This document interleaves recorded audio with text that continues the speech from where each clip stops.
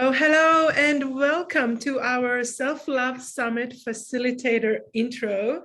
Today, you will get to meet Wendy Parker. Hi, Wendy. Hi, Maya. Good morning. Good morning. Good morning. Well, you're in Queensland. I'm in Sydney. Still morning. We're still on this side of the day. We are. It's a little bit confusing nowadays, isn't it? Always so confusing. But we're here to do the 5 questions. Yes. So let's just jump straight into it, shall we? Perfect. Yes. All right, Wendy. So question number 1, when did you realize the value of putting yourself first? I would have to say that year was 1993, 94. And with everything that comes with something that,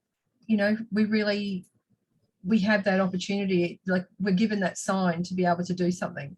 And for every adversity, it's a catalyst for change. And for me, that was when I had some issues that I was working through. My intuitive nature, like my intuitive gift, was telling me loud and clear some really clear messages, and I chose not to. Well, I listened, but I didn't really prepare myself.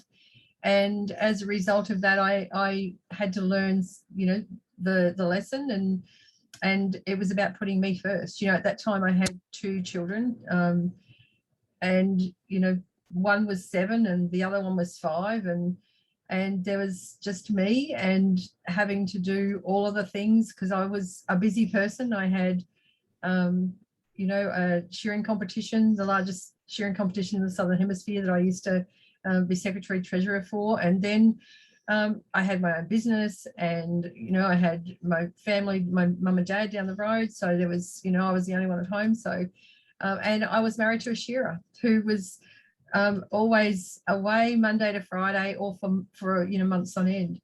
And so I really needed to learn then that I needed to nourish me. I needed to be the best me, so I could be the best me for the best we.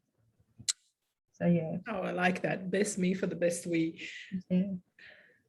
Okay, question number 2. What is the lowest and the highest point in your life to date?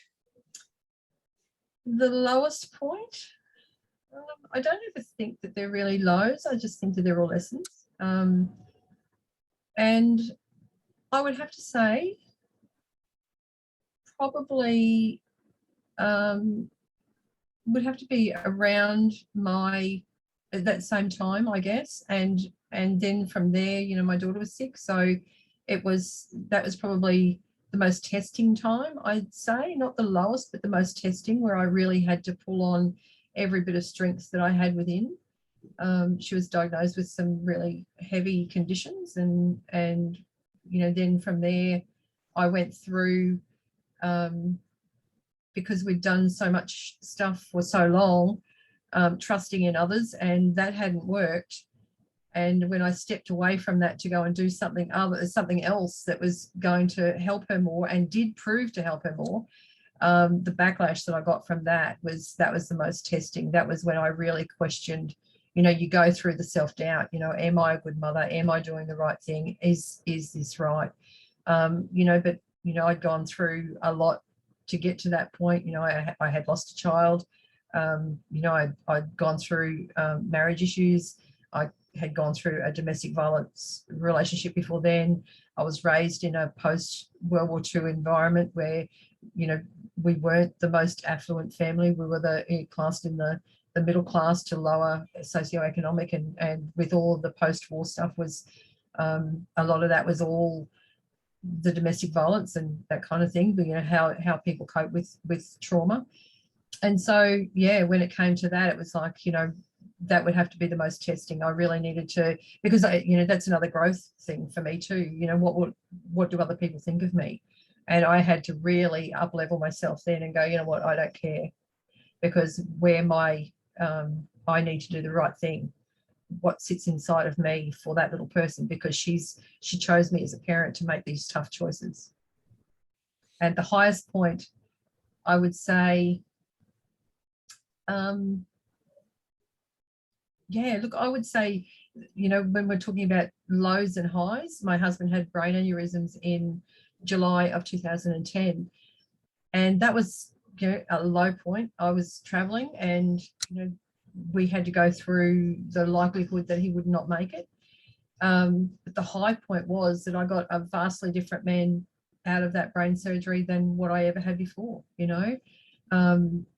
So yeah, I have a look at all the high points in my life, and it would have to be one of them that, you know, yes, it did come with trauma, and it did come with, you know, really testing me as, you know, how I coped with the whole thing, or how we as a family coped. But life since then has been beautiful. It was beautiful before then, but it's even more beautiful after. So yeah. Wow, I feel like that would cover our next question. So what experience you've had that was both crazy and transformational at the same time? Oh, it would have to be that time. Yeah. You know, I had all way. the stuff before, and all the stuff around my kids, and you know, between, you know, the crazy times of losing a child and having a child in the same year was absolute madness, you know. And you speak that to somebody and they just can't fathom how you can have that happen, you know, the the low and the high in the same year. But yeah, that would have to be the craziest time. My mum had stayed with me to help me with the nursing of Glenn through that aneurysm time. And 4 weeks into her being here with us, she fell and broke her shoulder. As an elderly woman, so I was nursing 2 people and working a corporate job. Like, it was madness, but it was, you know, I saw the beauty of humanity in there as well. You know, when adversity comes, how people pull together. And I always think that, you know, they're the times that God gives us a sieve, and the cream comes to the top. The gems stay, you know, in that gauze on the top of the sieve. And yeah, so we've experienced a lot in that time. So yeah, for sure. Whew. All right, question number 4. What is your current favorite? Doesn't have to be old, but maybe a show, a movie, a book, or a song, and why? Just pick one. I'll pick the one that is my it's etched deep in my heart, and that would have to be a song called Desiderata, sung by Kamal. And I don't know whether you know the song. I'm not sure I do. You go placidly amid the noise and haste, for you're a child of the universe. And that even now brings me goosebumps, because it's something that I tap into on quite a regular basis. When I was going through some torrid times in those early 90s, I went and did a three-day live-in, which was called The Greatness in You. And that really cemented for me what I allowed my gifts and me to love my gifts as much as others that were looking out, you know, looking from the outside in, could love. And that song was really poignant in my whole transformation. You know, I just needed that reminder. And I think everyone needs that reminder that we are all a child of the universe. It is such a special song that, you know, it sounds like it would be a bit of almost like a prayer. I get this. Like, yeah, it is. Yeah. And you see it on posters of life. Yeah, I might even post that into our group, because I think it's very appropriate for everyone. You know, it's not just I for don't me, even know it, and I got all teary in my eyes. I'm thinking, I can connect to that totally. Yeah. And it's beautiful. He's, you know, everyone says to me, you know, Kamal, like, why do you like Kamal?